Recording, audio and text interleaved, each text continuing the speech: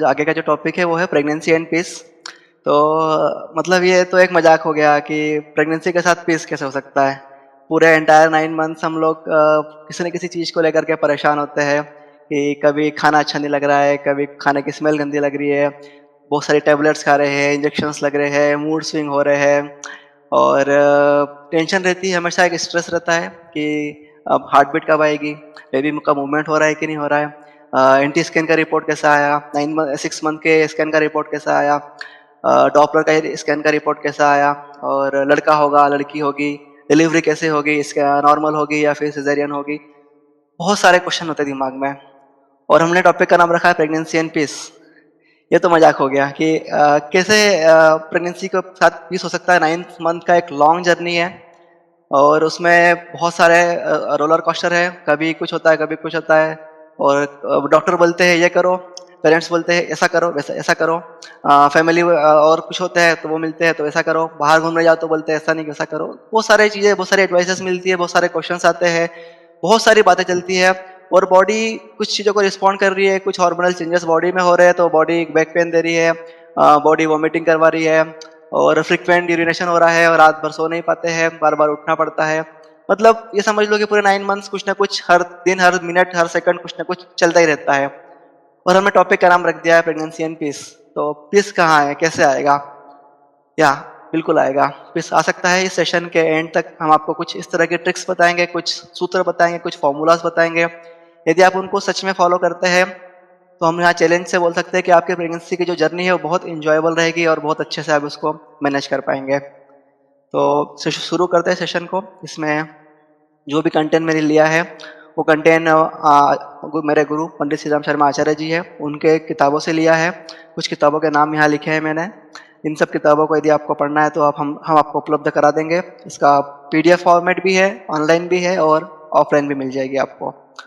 तो जो generally 4 topics में हमने डिवाइड किया है। पहले कि मेंटल हेल्थ होता क्या है, mental health during the pregnancy क्या क्या प्रॉब्लम्स होते हैं मेंटल हेल्थ के, कॉमन डिसऑर्डर्स क्या है, कैसे पता चलेगा कि हम लोग दुखी हो रहे हैं या उस डायरेक्शन में आगे बढ़ रहे हैं, रीज़न क्या क्या है, उनके कॉज क्या क्या है, किस वजह से हो रहा है, और ट्रीटमेंट क्या है, हम ट्रीटमेंट कैसे कर सकते हैं उनका। और इस तरह हमने किताबों के नाम लिखे हैं। तो डब्ल्यूएचओ के हिसाब से मेंटल हेल्थ होता है कि आप खुश रहे, आप सोशली, इमोशनली और साइकोलॉजिकली चीज़ों को मैनेज कीजिए, आपके बिहेवियर को मैनेज कीजिए, परसेप्शन को मैनेज कीजिए। यदि आप सब इन चीज़ों को मैनेज कर रहे हैं तो आपका मेंटल हेल्थ ठीक है। ये हमारे काम का भी नहीं है।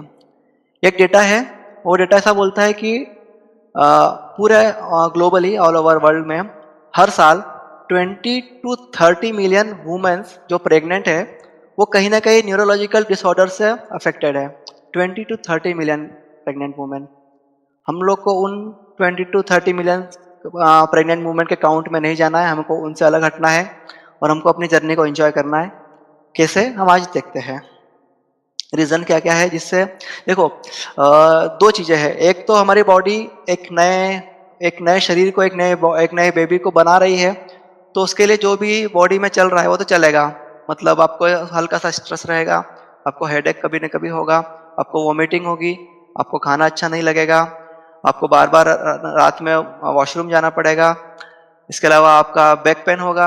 आप और जो थोड़े छोटे छोटे मोटे स्ट्रेस होते हैं कि रिजल्ट्स क्या आएंगे, रिपोर्ट्स क्या आएगी, वो होते रहेंगे। वो हमारे कंट्रोल में भी नहीं है। जितना हमारा बॉडी का प्रोजेस्टेरोन लेवल चेंज होगा उतना हार्मोनल चेंजेस होते रहेंगे। और वो मैडम जब भी जाएंगे तो प्रोजेस्टेरोन का इंजेक्शन लगाती है, फिर उसकी टेबलेट्स देती है। तो ये सब चीज़ें तो हमारे कंट्रोल में नहीं है, ये होगी। इन सब के साथ यदि हम अपने ब्रेन को, हमारी बॉडी को कुछ नया प्रॉब्लम तो नहीं दे रहे हैं, हम उसके बारे में बात करेंगे। और उन प्रॉब्लम्स को हटा के हम क्या सॉल्यूशन दे सकते हैं बॉडी को, कितनी हेल्प कर सकते हैं हमारी बॉडी को, हमारे माइंड को, हमारे ब्रेन को उस बेबी के प्रॉपर डेवलपमेंट के लिए।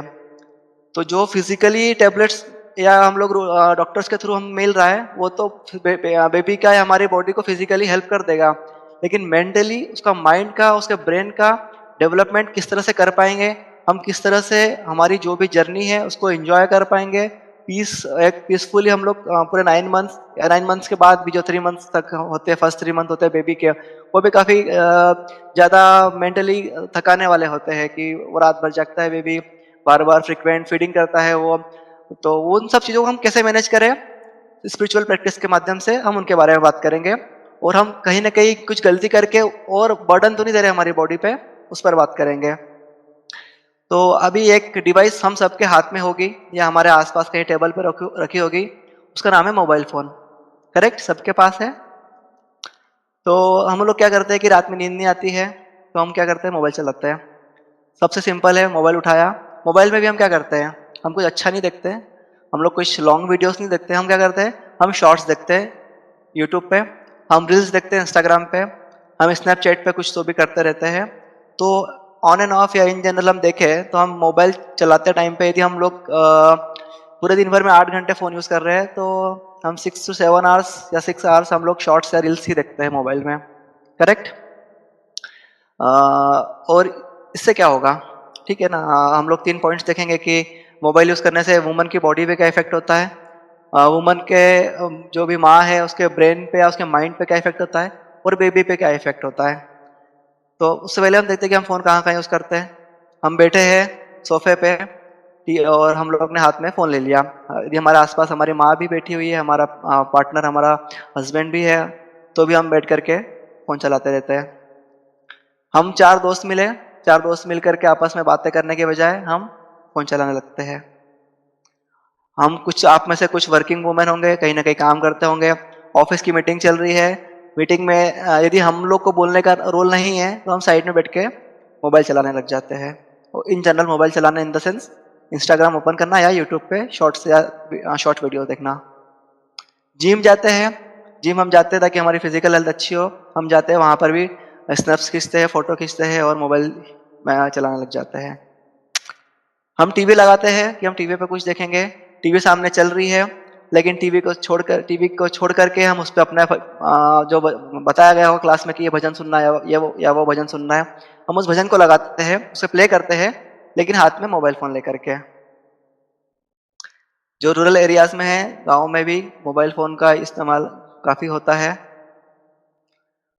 टॉयलेट जाते हैं तो वो भी हम मोबाइल फोन को अपने साथ में लेकर के ही जाते हैं। ये सब लोग करते हैं कहीं न कहीं, और जो नहीं करते वो बहुत अच्छी बात है, लेकिन मोस्टली 80 to 90% लोग हम इन रूटीन को फॉलो करते हैं। हमें डॉक्टर ने कहा सुबह और शाम को आपको वॉक करना चाहिए। हम लोग सोसाइटी गार्डन में जाते हैं, लेकिन वहाँ पर भी हम लोग मोबाइल फ़ोन लेकर के जाते हैं, फ़ोटो खींचते हैं और उसे अपलोड कर देते हैं। करेक्ट, हम ये सब करते हैं ना। यदि आपका बैकग्राउंड नॉइज़ ना हो तो आप माइक ऑन कर सकते हैं, या फिर कमेंट में आप मैसेज कर सकते हैं कि हाँ, हम ये करते हैं, हम इसमें से कुछ चीज़ें नहीं करते हैं। Yes sir. तो इन जनरल कहीं न कहीं हम मोबाइल से बंधे हुए रहते हैं फुल टाइम। तो प्रॉब्लम क्या है? मतलब ठीक है ना कि मूड खराब है, टेंशन हो रही है, तो हमने क्या मोबाइल में शॉर्ट्स देख लिया, रात को नींद नहीं आ रही है, हस्बैंड सो गए हैं, तो हम क्या करें, मोबाइल देख लेते हैं। अच्छा लगता है मोबाइल देख करके, शॉर्ट्स रील देख करके अच्छा लगता है। और नुकसान भी क्या होगा? आँखें खराब होगी। उससे ज़्यादा नुकसान क्या होगा? इन जनरल हम मोबाइल को इतना ही समझते हैं। ये मोबाइल का सबसे कम नुकसान है कि हम उसके लगातार देखने से आँखों को नुकसान पहुँचाते हैं। आँखें खराब होती है, लेकिन वो बहुत छोटा नुकसान है। बड़े-बड़े नुकसान क्या होते हैं, उनके बारे में आप देखते हैं। ये अभी हम करते हैं इन जनरल कि बहुत काम कर लिया ऑफ़िस का या मैं बहुत थक गई हूँ, थोड़ा ब्रेक लेती हूँ, और ब्रेक लेकर के मैं क्या करती हूँ, शॉर्ट्स या रील्स देखती हूँ। या जैसे ही हमारा किचन का काम खत्म हो, सबसे पहले हम लोग बैठेंगे सोफे पे और देखेंगे हमारा फ़ोन कहाँ रखा है, मैं फ़ोन उठा के देख लूँ ज़रा। तो ब्रेक लेने का तरीका भी हमारा गलत हो गया है। तो हो क्या रहा है, ठीक है, मोबाइल देखा हमने, मोबाइल देख कर के इन्फॉर्मेशन जो भी हमने प्रोसेस की, तो उससे प्रॉब्लम क्या हो रही है हमारे ब्रेन को या बेबी के ब्रेन को क्या प्रॉब्लम हो रही है, अब यहाँ से उसके बारे में बात करेंगे। कहाँ का फ़ोन यूज़ करते हैं, हमने वो चीज़ देखी। अब उस फ़ोन को यूज़ करने से, रात में जाग करके शॉर्ट्स और रील्स को देखने से, दिन में शॉर्ट्स रील्स को देखने से हमारे ब्रेन को, बेबी के ब्रेन को, हमारे माइंड को क्या प्रॉब्लम होती है, अब उसके बारे में बात करेंगे। यहाँ से बात का जो सेशन है लगभग लगभग 20 मिनट का टेक्निकल रहेगा। पूरा हम लोग न्यूरोलॉजिकल जो टर्म्स होती है उन पर बात करेंगे, जो हमारे ब्रेन की बायोलॉजिकल टर्म्स होती है उन पर बात करेंगे। हो सकता है कुछ चीज़ आपको समझ में ना आए, हम आप उसको छोड़ सकते हैं, लेकिन हम लोग इसलिए डिटेल इन डेप्थ जाके समझने की कोशिश करेंगे कि कैसे हमारे ब्रेन को जाके वो इम्पैक्ट कर रहा है। यदि वो पॉइंट समझ में आ गया तो हम हो सकता है सेशन के बाद हम सबसे पहला काम यही करेंगे कि अपने फ़ोन से इंस्टाग्राम को अनइंस्टॉल कर देंगे। तो क्या हो रहा है, समझने की कोशिश करते हैं। हमने इंस्टाग्राम चलाया, यूट्यूब चलाया, ट्विटर वगैरह चलाया यदि बाई चांस, तो हमने क्या किया कि बहुत सारी इन्फॉर्मेशन हमारे ब्रेन को दी। कैसे? हम रील्स देखते हैं, रील्स 30 सेकंड का होता है एक, करेक्ट? एक रील्स 30 सेकंड का, 1 मिनट में हमने 2 रील्स देखे। तो 1 मिनट में 2 रील्स देखे, यदि हमने 2 घंटे रात में फ़ोन चलाया, मतलब हमने लगभग-लगभग 120 से 130 रील्स हम देखते हैं 2 घंटे के अंदर। 120 टू 130 तरह की इन्फॉर्मेशंस हमने ब्रेन को दे दी। 120 टू 130 तरह की अलग-अलग इन्फॉर्मेशन हमने ब्रेन को दे दी। अलग-अलग इन्फॉर्मेशंस को लेकर के ब्रेन क्या करेगा? अलग-अलग तरह के हार्मोन रिलीज़ करेगा। यदि हमने कुछ खाने का वीडियो देखा और यदि हमको खाने का क्रेविंग हुआ उस टाइम पे, तो हमें अच्छा लगा। किसी को उस खाने का वीडियो देख कर के गंदा सा लगा तो अलग फ़ील आया। तो दोनों कंडीशन में अलग-अलग तरह के ब्रेन ने हार्मोन रिलीज़ करे। कुछ हमने इंस्टाग्राम पे देखा कि वो कपल तो घूमने जा रहा है। वो सपोज़ कपल घूमने के लिए कहीं फॉरेन चला गया। हमारे मन में, अरे यार हम कहाँ, प्रेग्नेंट हो गई मैं, कुछ बाहर भी घूमने नहीं जा सकती। एक नेगेटिव हार्मोन रिलीज़ हुआ, नेगेटिव फ़ील हुआ हमें। फिर हमने देखा किसी का कि वो तो प्रेग्नेंट है, उसने तो अच्छा स्माइल करते फ़ोटो डाला है। भले ही वो बैठ के दिन भर रो रही होगी, उसका इंस्टाग्राम पे यदि फ़ोटो हँसते हुए आया है, तो हमें बुरा लगा कि मैं तो बहुत परेशान हूँ, मैं तो रो रही हूँ, मेरे को तो आज खाना भी नहीं खाया, मुझे तो वॉमिटिंग हो गया, मुझे तो बहुत बैक पेन हो रहा है और देखो ये लोग कितने एन्जॉय कर रहे हैं प्रेगनेंसी। तो मतलब ये बोल सकते हैं कि हमने 2 घंटे में हमारे ब्रेन को 100 प्लस तरह के इन्फॉर्मेशंस दी है और 100 प्लस तरह के उसे हमने हार्मोन रिलीज़ करने कहा है। खुशी का, दुखी का, मोटिवेशन का। हमने यदि किसी शिवाजी महाराज का वीडियो देख लिया, हम सोचेंगे वाह! मेरे बेटे को शिवाजी महाराज बनाऊँगी। हमने संभाजी महाराज का वीडियो देख लिया, मेरे बेटे को संभाजी महाराज बनाऊँगी। कुछ देर बाद हमने और कोई किसी सेलिब्रिटी का वीडियो देख लिया, मेरा बेटा या मेरी बेटी इस तरह की खूबसूरत होना चाहिए, इस तरह का उसे फेम मिलना चाहिए। हमारे ब्रेन को हम कंटिन्यू कुछ ना कुछ देते जा रहे हैं। 2 घंटे के अंदर-अंदर 100 प्लस इन्फॉर्मेशन दे दिया। उससे क्या हुआ? ये आपका ब्रेन है। इसे ज़ूम करता हूँ मैं, तो आपको ये ब्लू कलर का पार्ट दिख रहा होगा, इसे बोलते हैं हिप्पोकैम्पस। और एक ऑरेंज ये कलर का पार्ट दिख रहा होगा, इसे बोलते हैं एमिग्डाला। तो ये जो ब्लू है ये हिप्पोकैम्पस है, ये ऑरेंज है वो एमिग्डाला है। तो हिप्पोकैम्पस क्या करता है? ये आपके फ़ोन की जो हार्ड डिस्क होती है उस तरह का हार्ड डिस्क होता है। आपने जो 120 तरह की इन्फॉर्मेशंस दी है, हिप्पोकैम्पस क्या करेगा? रिसीव करेगा, ऑर्गेनाइज करेगा, स्टोर करेगा, रिसीव करेगा, ऑर्गेनाइज करेगा, स्टोर करेगा, रिसीव करेगा, ऑर्गेनाइज करेगा, स्टोर करेगा, रिसीव करेगा, ऑर्गेनाइज करेगा, स्टोर करेगा। और एमिग्डाला क्या करता है? एमिग्डाला उन इन्फॉर्मेशंस के रिगार्डिंग जो भी हार्मोन रिलीज होना चाहिए उस हार्मोन को रिलीज करेगा। In general amygdala negative hormone को रिलीज करता है। लेट्स सपोज यदि आप दिन भर स्ट्रेस में थे कि मेरा कल एंटी स्कैन होने वाला है, पता नहीं कैसा रिपोर्ट आएगा, मैं दुखी हूँ, और कुछ उस तरह का आपने वीडियो देख लिया, तो उस वीडियो की इन्फॉर्मेशंस के साथ में उस नेगेटिव स्ट्रेस के हार्मोन को लेकर के एमिग्डाला एक कहानी बनाएगा और आपको सपने में दिखाएगा। इन जनरल इसका ये काम होता है। ठीक है? अभी क्या हुआ कि आप रात भर जागे, अपने 120 तरह की इन्फॉर्मेशन हिप्पोकैम्पस को दी है, तो वैसे ही आप 12 साढ़े 12 1 बजे तक सो नहीं पाए थे, आपका स्लीप साइकिल खराब था, क्योंकि जो इन जनरल जो हमारा सर्केडियन रिदम होता है, हमारी बॉडी का जो हमें सोने का उठने का टाइम शेड्यूल करके देता है, वो हमारा प्रेगनेंसी के टाइम पे थोड़ा गड़बड़ हो जाता है। तो हम ना, हमारा वैसे साढ़े 12 1 बज गई सोने का था, हम सो नहीं पाए। फिर हमने एक दो घंटे का बैठ के रील्स देख लिया, रात की 1 बज गई है। अब बहुत थकान हो गई, बॉडी को बहुत थकान हो गई है, क्योंकि बॉडी वैसे ही एक बेबी को बना रही है तो बहुत एनर्जीज का लग रहा है वहाँ पे। अब बॉडी आपकी थकान की वजह से सो गई, लेकिन आपका ब्रेन नहीं सोया है। आपका ब्रेन उन सारी इन्फॉर्मेशंस को ले करके उन्हें स्टोर कर रहा है, ऑर्गेनाइज कर रहा है, सेटल कर रहा है, रिसीव कर रहा है, ऑर्गेनाइज कर रहा है, स्टोर कर रहा है। वो रात भर बैठ के काम ही कर रहा है, एक मजदूर की तरह। और सुबह हो गई, आप मुश्किल से मुश्किल कुछ मिनट्स की या कुछ घंटे की स्लीप में जा पाए। जैसे मैं दिखाता हूँ आपको, यह हमारा स्लीप साइकिल होता है। इसमें आप देखेंगे सबसे पहले N1 स्लीप होता है, उसके बाद N2 स्लीप होता है। ये N1 और N2 स्लीप होता है, लाइट स्लीप होता है। इस स्लीप में यदि हम थोड़ा सा भी कुछ साउंड होगा तो हम उठ जाएंगे। थर्ड होता है N3 स्लीप, ये होता है हमारा डीप स्लीप। हमारी बॉडी को, हमारे ब्रेन को जो डिटॉक्स होने का टाइम मिलता है, जो हिप्पोकैम्पस सारी इन्फॉर्मेशन को स्टोर करके जो रिलैक्स होता है, वो डीप स्लीप में आके होता है, जब N3 स्लीप में आते हैं हम लोग। और हमने इतना काम दे दिया ब्रेन को कि हम डीप स्लीप में जा ही नहीं पाए, हम सो ही नहीं पाए रात भर। हमारी बॉडी को थोड़ा रिलैक्स मिला होगा, लेकिन जब हम सुबह उठेंगे, सुबह हमारे थकान लगेगी, हमें नींद आ रही होगी, हमें उबासी आ रही होगी, हमें चिड़चिड़ापन हो रहा होगा, हमें लग रहा होगा कि कहाँ परेशान हो रहे, सो ही नहीं पाए हम लोग। क्यों? क्योंकि वैसे ही बॉडी परेशान थी आपकी, because of an number of reason जो बेबी के डेवलपमेंट में लग रहे हैं। ऑन टॉप ऑफ दैट हमने ब्रेन को और काम दे दिया जो शॉर्ट्स और रील्स को मैनेज करने में लगा हुआ है। तो क्या हुआ, हमारा स्लीप साइकिल ब्रेक हो गया। हम लोग जिस समय पे सोना चाहिए, जिस समय पे उठना चाहिए, जो सर्केडियन रिदम बॉडी मैनेज करती है, वो हमारा ब्रेक हो गया। सेकंड क्या हुआ, स्ट्रेस। हमें stress through out the pregnancy कुछ ना कुछ रहता ही है, उसे कैसे मैनेज करना उसकी बात भी हम करेंगे। हार्मोनल इम्बैलेंस होता है, उसकी वजह से भी हमारा जो ब्रेन है वो सो नहीं पाया। जो हमने बहुत सारी इन्फॉर्मेशंस दिए, मोर इन्फॉर्मेशंस दिए ब्रेन को, उनके ऑर्गेनाइजेशन में भी वो ब्रेन सो नहीं पाया। वो लेक ऑफ प्राण, जब हम रात भर सो नहीं पाए हैं तो जो एक एनर्जी सुबह मिलना चाहिए, जो ताजगी, जो एक तरोताजा, एक हैप्पी होकर के सुबह उठते हैं। अब छोटे बच्चे यदि आपके घर में कोई होगा, आपने देखा होगा, जब वो प्रॉपर नींद लेके उठता है तो चेहरे पे खुशी होती है। या आप भी जब प्रॉपर नींद लेके, जब आपकी नींद खुलती है, जब आप उठते नहीं है, जब आपकी नींद खुलती है तो आप अलग एनर्जी पे होते हैं। तो क्या हुआ कि आपने जितना भी सारा ये काम किया, स्लीप साइकिल आपका बिगड़ा, स्ट्रेस है, हार्मोनल इम्बैलेंस है, आप रात भर सो नहीं पाए, आपने बहुत ब्रेन को दिया प्रॉब्लम। तो जो आपको प्राण सुबह मिलना चाहिए था, लेट्स सपोज यदि आप प्रॉपर नींद लेकर के उठते, आपको 100 ऑफ प्राण मिलता, आप 100 ऑफ वर्क कर लेते, कोई प्रॉब्लम नहीं होता। आपके जो प्रॉपर डेवलपमेंट है बेबी का, वो हो जाता, जो आपके दिन भर के काम होते हैं वो सारे कर पाते हैं। लेकिन क्या किया हमने, स्ट्रेस लिया, हमने बहुत फोन चलाया, हमारी आंखों को थका दिया, हमारे ब्रेन को थका दिया, हमारा ब्रेन सो ही नहीं पाया। और साथ में जो ब्रेन बेबी के डेवलपमेंट में रात भर लगा रहा, उसकी वजह से जो प्राण सुबह मिलना चाहिए था 100, वो मिला हमको केवल 60, ओनली 60 प्राण। केवल 60 प्राण के साथ में आपको जो वर्कलोड था, जो केवल 100 होना चाहिए था, वो 140 हो गया है। क्योंकि आप लेट उठे हैं, आपको और स्ट्रेस से काम करने का, आपको बेबी के डेवलपमेंट के लिए जो बॉडी काम कर रही है, उस काम का एड ऑन हुआ है, आपके बॉडी के ऊपर उसका प्रेशर आया है। तो आपके पास एनर्जी केवल 60 है और आपके पास प्राण 140 है। अब यदि आपको सेशन में आके बोला जाए कि आप डायरी लेखन कीजिए, आप करना चाहते हैं लेकिन आप कैसे करेंगे, आपके पास तो एनर्जी नहीं है। तो क्या हो रहा है उसकी वजह से, आपकी लेक ऑफ स्लीप हुई है। मेरा कर्सर अभी आपको दिख रहा होगा, तो आपकी लेक ऑफ स्लीप हुई है।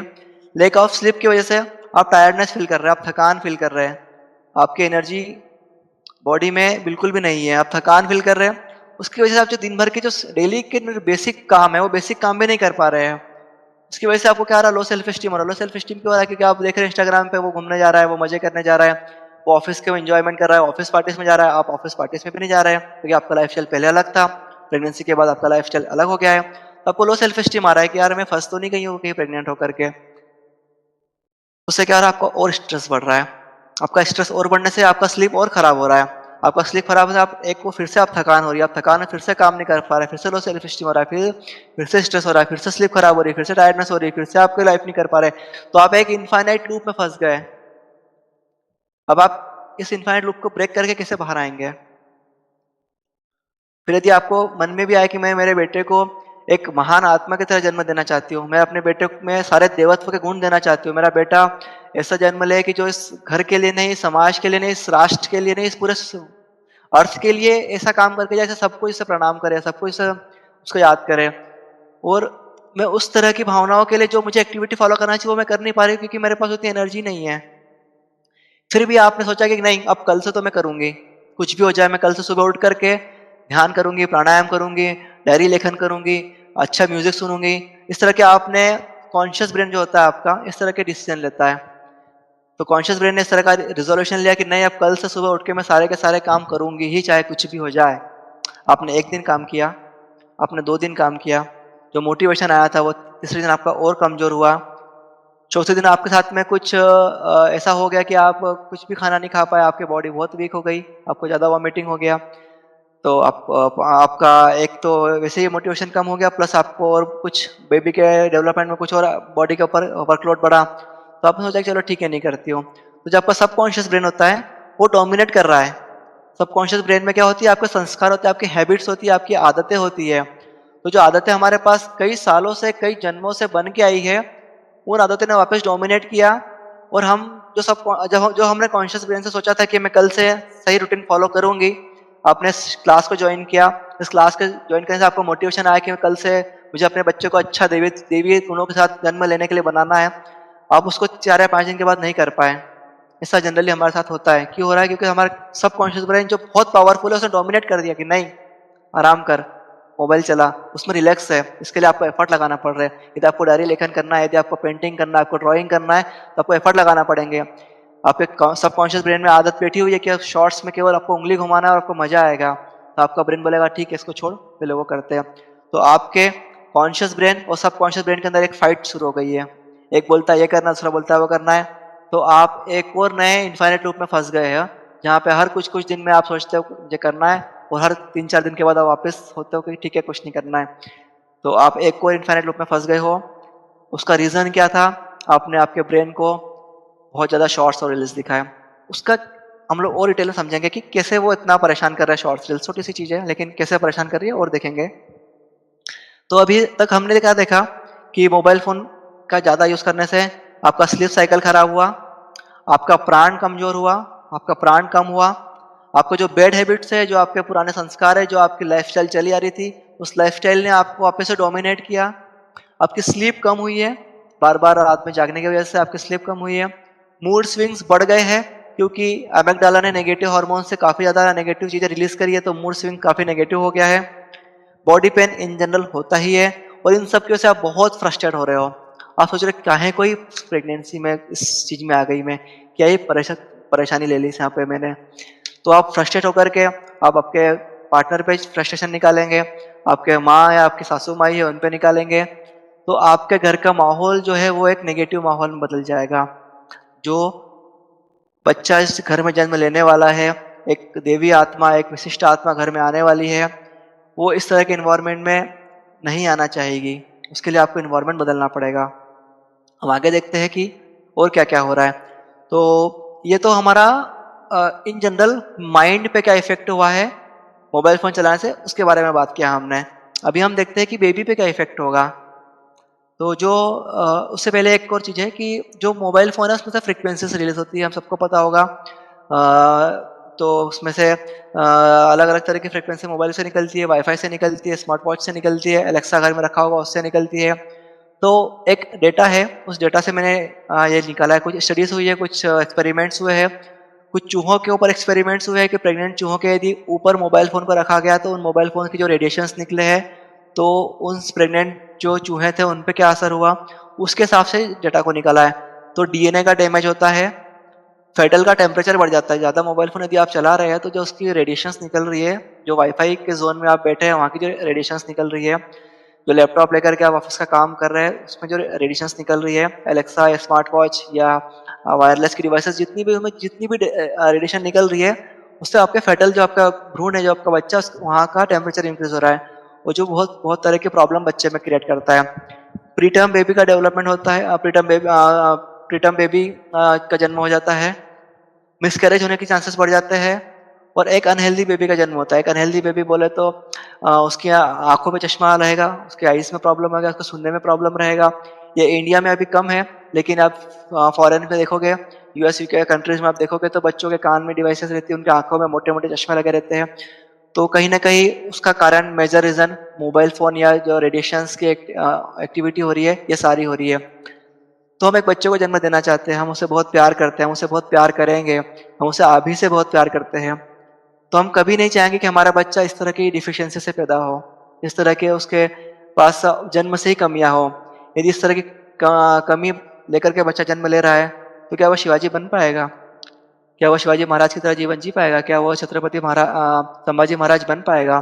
क्या उसके अंदर भगत सिंह के, या चंद्रशेखर आज़ाद के, या महात्मा गांधी के गुण आ पाएँगे? क्या वो परम पूज्य गुरुदेव की तरह इस पूरी दुनिया में युग निर्माण के लिए काम करने के लायक बन पाएगा?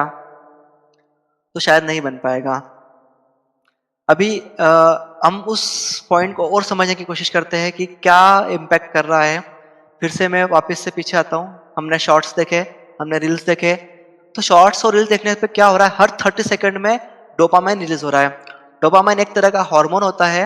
वो हार्मोन मॉलिक्यूल ऑफ मोर बोलते हैं। यदि आप एक बार किसी एक्टिविटी को करने से डोपामाइन रिलीज हुआ है तो आपका ब्रेन बोलेगा और कर, और कर। डिजायर हार्मोन बोलते हैं, और कर। प्लेजर हार्मोन बोलते हैं, मजा आ रहा है और कर, और शॉर्ट्स देख, और रील्स देख, और शॉर्ट्स देख, और देख, क्योंकि ब्रेन को बहुत मजा आ रहा है। और इस हाई लेवल पर डोपामाइन रिलीज होता है कि आप बुक पढ़ने जाओगे, आप ड्राइंग करने जाओगे, तो वहां पर जो डोपामाइन रिलीज हो रहा है वो बहुत कम होता है। तो आपके ब्रेन को वहां मजा नहीं आएगा। आपके ब्रेन को कहाँ मजा आएगा? शॉर्ट्स में, रील्स में, या इस तरह की जो भी एक्टिविटी है फूड की। जनरली खाने में भी डोपामाइन रिलीज होता है, लेकिन ब्रेन ऑटोमेटिक इस समय पे फूड के क्रेविंग को बंद कर देता है प्रेगनेंसी के समय। पर जो मोबाइल का एडिक्शन है, इसको एडिक्शन ही कहा जाएगा।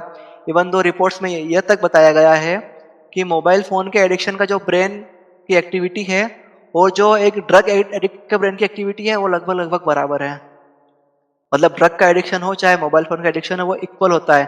और अभी आप प्रेग्नेंट हैं, जो भी ब्रेन में चेंजेस हो रहे हैं, वो सारे के सारे आपका बेबी एक्सेप्ट कर रहा है।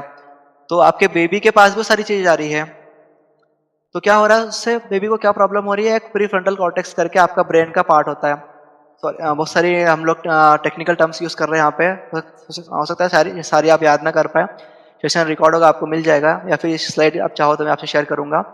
तो वापस से आते हैं, जो प्रीफ्रंटल कॉर्टेक्स है आपके ब्रेन का, जो इस सामने वाला एरिया होता है, इस वाला एरिया होता है, यही एरिया आपके अंदर सारे दैवी गुणों को लेकर के आता है। आपके अंदर एम्पैथी है, आपके अंदर रिस्पॉन्स फ्लेक्सिबिलिटी, आपके अंदर इमोशन को रेगुलेशन, आपका बॉडी रेगुलेशन है, आपके अंदर मोरालिटी है, आपके इंट्यूशंस पावर है। जितने भी दुनिया के सारे दैवी गुण होते हैं, वो आपके प्रीफ्रंटल कॉर्टेक्स में ही आते हैं। मतलब यही कहा जाता है कि एक जानवर से इंसान बनने की जो प्रक्रिया में मनुष्य आगे बढ़ा है, वो केवल उसके प्रीफ्रंटल कॉर्टेक्स की वजह से ही बढ़ा है। और बहुत ज़्यादा फ़ोन चलाने की वजह से, मोबाइल फ़ोन के बहुत ज़्यादा यूज़ की वजह से, जो आपके बेबी जो आपके गर्भ में बैठा हुआ है, उसका प्रीफ्रंटल कॉर्टेक्स का जो न्यूरॉन्स का डेवलपमेंट है, वो ठीक से नहीं हो पाता है। आप समझ रहे हैं कितनी बड़ी प्रॉब्लम को हम अनजाने में क्रिएट करते जा रहे हैं। हमारा बेबी जो हमारे गर्भ में है, माँ के लिए तो ये प्रॉब्लम करता ही करता है। इवन हर इंसान के लिए प्रॉब्लम क्रिएट करता है, लेकिन हम लोग आज केवल प्रेगनेंसी वाले प्रेग्नेंस लेडीज़ के बारे में बात करें, इसलिए मैं बार बार उन्हीं के एग्जाम्पल दे रहा हूँ। जो प्रेग्नेंट लेडी के ब्रेन का प्लस जो बेबी के ब्रेन का जो प्रीफ्रंटल कॉर्टेक्स है, उसमें न्यूरॉन का डेवलपमेंट ही प्रॉपर नहीं हो पा रहा है। क्यों? क्योंकि इतना हाई डोपामाइन एक्टिविटी ब्रेन कर रहा है कि वो जो प्रीफ्रंटल कॉर्टेक्स का डेवलपमेंट होना चाहिए, वो नहीं हो पा रहा है। उसकी वजह से जो बच्चे आजकल जन्म ले रहे हैं, उनके अंदर दो प्रॉब्लम हो रही है। एडीएचडी, एक आप पढ़ेंगे, एडीएचडी सिम्टम्स बोलते हैं। एडीएचडी एडीएचडी मतलब होता है कि attention deficit hyper activity disorder. आपका बच्चे के अंदर अटेंशन स्पैन इतना कम रहेगा कि वो एक काम पे फोकस ही नहीं कर पाएगा। और हाइपर एक्टिविटी, इतना हाइपर एक्टिव रहेगा, इतना हाइपर एक्टिव रहेगा वो, कि वो आप मतलब संभाल ही नहीं पाएंगे। यदि आपको प्रेगनेंसी के बाद ऑफिस भी ज्वाइन करना है, आपको घर के काम भी करना है, आपको सोशल वर्क भी करना है, आपको सोसाइटी के लिए भी कुछ करना है, आपको यदि कुछ भी करना है, तो अपने बेबी को ही मैनेज नहीं कर पाएंगे, तो आपकी एनर्जी पूरी उसमें लग जाएगी, आप कैसे काम करेंगे। दूसरा, तो एडीएचडी एक प्रॉब्लम बच्चों में बहुत ज़्यादा आ रही है। आप अभी बहुत से शिशुओं, मतलब बहुत छोटे छोटे बच्चे जब डॉक्टर के पास जाते हैं, तो डॉक्टर कहता है इसे शक्कर देना बंद कीजिए, इसे शुगर देना बंद कीजिए, क्योंकि शुगर को ग्लूकोज में कन्वर्ट करने की जो एक्टिविटी ब्रेन में होती है, उसकी वजह से भी बच्चों का हाइपर एक्टिविटी वाला पार्ट प्रॉब्लम बन पा रही है। तो एडीएचडी प्रॉब्लम आप बच्चों को जन्म से ही दे के आ रहे हैं, जन्म से पहले से ही देते आ रहे हैं। तो बच्चा जन्म के बाद चिड़चिड़ा होगा, गुस्सैल होगा, वो उससे आप गिफ्ट थोड़ा सा खिलौना खींचोगे, वो गुस्से करेगा, वो मार देगा आपको। उन सभी की एक्टिविटीज को रोकने के लिए यदि आज आपने संभाल लिया, तो आगे के लिए जो समाज में उतरेगा, जब वो आएगा, जब बड़ा होगा, तो उसके पास फोन आएगा, तो तब तो आपको संभालना ही फोन ना देने के लिए। 3 to 5 years बोलते हैं बच्चों का फोन ना दें, लेकिन बच्चा तो आपका अभी से फोन की जो प्रॉब्लम होना चाहिए, प्रॉब्लम को वो बच्चा अभी से यूज करते आ रहा है, अभी से उस प्रॉब्लम में वो ग्रसित होते जा रहा है। क्या हो रहा है? वीक प्रीफ्रंटल कॉर्टेक्स यदि है ब्रेन का, यदि बच्चे का ब्रेन का प्रीफ्रंटल कॉर्टेक्स वीक है, तो उसकी विल पावर कमजोर रहेगी। विल पावर कमजोर है तो वो कुछ भी डिसीजन नहीं ले पाएगा। यदि सोचेगा कि मैं इस काम को करूं, विल पावर ही नहीं है उसका, छोड़ देगा, उसको बीच में छोड़ देगा।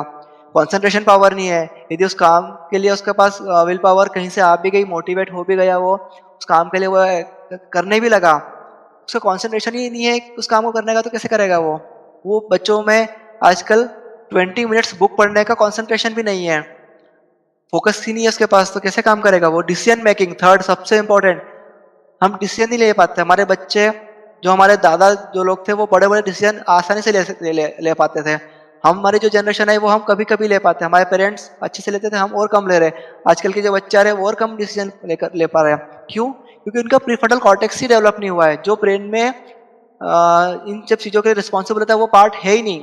लेट्स एग्जाम्पल, दोनों का कंपेरिजन नहीं करना चाहिए, पर एग्जाम्पल है कि यदि किसी का हाथ ही नहीं है, आप उसे मोटिवेट करो कि उठा उठा उठा, इस सामान को उठा, किस तरह से उठाएगा उस सामान को, उसका हाथ ही नहीं है। क्योंकि बच्चे का प्रीफ्रंटल कॉर्टेक्स प्रॉपर डेवलपमेंट हुआ ही नहीं है, जन्म से ही नहीं हुआ है। और बाद में हाइपर एक्टिविटीज की वजह से और वो बिगड़ गया है, मोबाइल फोन चलाने से और बिगड़ गया है, उसके पास विल पावर नहीं है, कॉन्सेंट्रेशन पावर नहीं है, डिसीजन मेकिंग नहीं है, आप उसे कितना ही मोटिवेट करो, वो भी कितना ही उस काम को करना चाहेगा वो कर ही नहीं पाएगा। तो जिस तरह की संतान हम जन्म देना चाहते हैं, जिस तरह के बच्चों को हम लाना चाहते हैं इस दुनिया में, उस तरह का बच्चा इस दुनिया में हम लोग नहीं ला पा रहे हैं, क्योंकि हम कुछ छोटी मोटी गलतियां कर रहे हैं। तो यहाँ तक कि जो हमने प्रॉब्लम्स के बारे में बात की, उन प्रॉब्लम की हमने सोर्स को देखा, उस प्रॉब्लम का सोर्स क्या है, उस प्रॉब्लम के सोर्स के साथ में हम उस प्रॉब्लम की वजह से ब्रेन में क्या क्या चेंजेस हो रहे हैं जिससे वो प्रॉब्लम जनरेट हो रही है, उसके बारे में हमने बात की। यदि किसी को कुछ क्वेश्चन हो तो पूछ सकता है, अदरवाइज हम इसके सॉल्यूशन के लिए आगे बढ़ेंगे।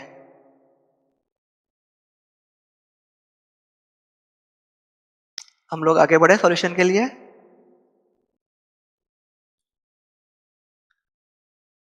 ठीक है, तो क्योर एंड ट्रीटमेंट क्या है इसके?